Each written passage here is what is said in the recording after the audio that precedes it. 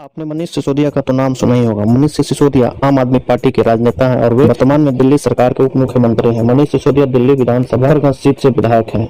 शिक्षा, उच्च शिक्षा, जन निर्माण विभाग, शहरी विकास, स्थानीय निकाय और भूमि एवं भवन तथा रेवेन्यू विभाग जैसे कई और विभाग भी वह देखते हैं। मुख्यमंत्री अरविंद केजरीवाल के बेहद करीबी माने जाते हैं। मनीष सिसोदिया के बारे में आगे जानने से पहले अगर तुम लोग नए हो तो सब्सक्राइब करो, वो जो लाल वाला बटन है उस पे फूल फेंक के मारो या फिर मोमबत्ती, मुझे नहीं पता, बस क्लिक हो जाना चाहिए। मनीष सिसोदिया का जन्म 5 जनवरी 1972 को उत्तर प्रदेश के हापुड़ जिले में हुआ था। उनके पिता का नाम धर्मपाल सिंह है।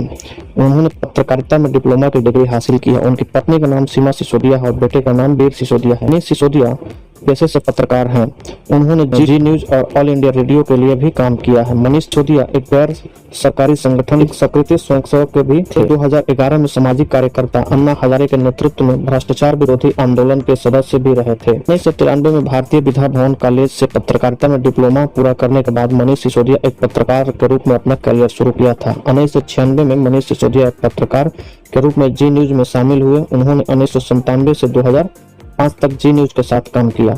2006 में मनीष सिसोदिया ने अरविंद केजरीवाल के साथ मिलकर पब्लिक कॉज रिसर्च फाउंडेशन नामक एक संस्था की स्थापना की। मनीष सिसोदिया के एनजीओ जो कबीर के एक संस्थापक सदस्य भी थे।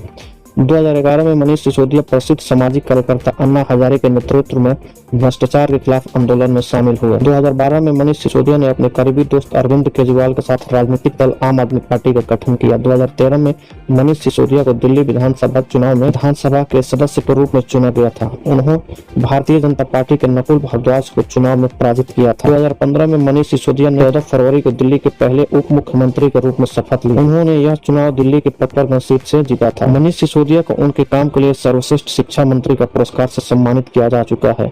इतना ही नहीं, सिसोदिया की बनाई डॉक्यूमेंट्री फिल्म को भी पुरस्कार मिल चुके हैं। 2016 में द इंडियन एक्सप्रेस की ओर से उन्हें 100 सबसे प्रभावशाली भारतीय की सूची में शामिल किया जा चुका है। जब आम आदमी पार्टी दिल्ली की सत्ता में आई तो मनीष सिसोदिया ने बीमार सार्वजनिक शिक्षा प्रणाली को सुधार लाने का फैसला किया।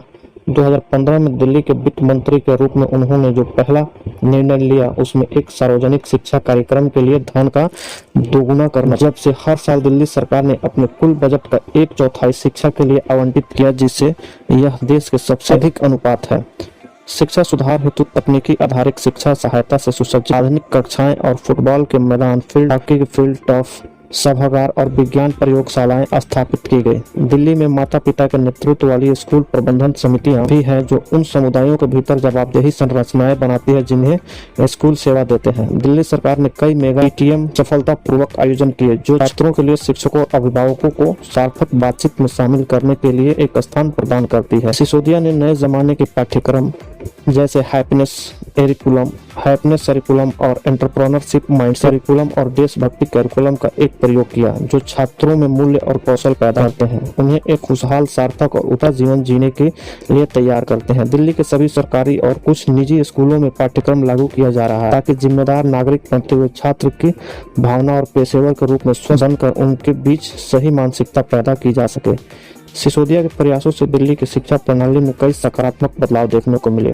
2016 के बाद से ही दिल्ली के सरकारी स्कूलों ने 12वीं बोर्ड की परीक्षाओं में निजी स्कूलों से बेहतर प्रदर्शन किया। कक्षा 3 और 5 के बीच के छात्र की संख्या 20% की वृद्धि हुई जो अंकगणित विभाजन की समस्याओं को हल कर सकते हैं। लगभग 8 लाख छात्र दैनिक हैप्पीनेस कक्षाओं में भाग लेते हैं जबकि लगभग 7 लाख छात्र उद्यमिता कक्षाओं में भाग ले रहे हैं जो उनकी मानसिक और व्यवहार को सकारात्मक के रूप में प्रभावित है। मनीष सिसोदिया ने मानसिकता पाठ्यक्रम में से एक इजाफा करते हुए दुनिया का सबसे बड़ा छात्र उद्यमिता कार्यक्रम बिजनेस ब्लास्टर की शुरुआत की। बिजनेस ब्लास्टर कार्यक्रम के अपने पहले संस्करण में 126 छात्रों ने अंतिम दौर में जगह बनाई। 5 मार्च 2022 को आयोजित बिजनेस ब्लास्टर्स एक्सपो 2022 में अपने व्यवसायों का प्रदर्शन किया।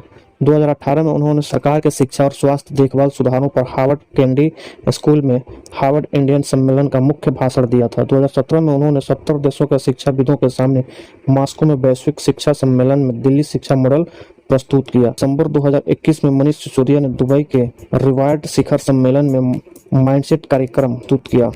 वर्ष 2022 में उन्होंने लंदन के यूके में एजुकेशन वर्ल्ड फोरम 2022 में 100 से अधिक देशों के मंत्रियों और जन प्रतिनिधियों प्रतिनिधियों की उपस्थिति में सरकारी स्कूल प्रणाली में दिल्ली के लोगों को विश्वास को बहाल करने की कहानी साझा की। 2021 में उन्होंने बढ़ते कोविड मामलों के बीच कक्षा 10 की सीबीएसई बोर्ड की परीक्षा 2020-21 को रद्द करने के लिए छात्रों का समर्थन किया। अगस्त 2022 में उनकी शिक्षा नीति को द न्यूयॉर्क टाइम्स से प्रशंसा मिली। उन्होंने उच्च और तकनीकी शिक्षा के क्षेत्र में कई पहल की, जिससे 3 नए राज्य विश्वविद्यालय स्थापना शामिल है। Delhi skill entrepreneurship university, Delhi sport university, Delhi शिक्षक विश्वविद्यालय। तो कैसी लगी मनीष सिसोदिया के बारे में ये जानकारी नीचे कमेंट में जरूर बताएं। अगर अभी तक आपने चैनल को लाइक शेयर और सब्सक्राइब नहीं किया तो प्लीज़ अभी कर दें।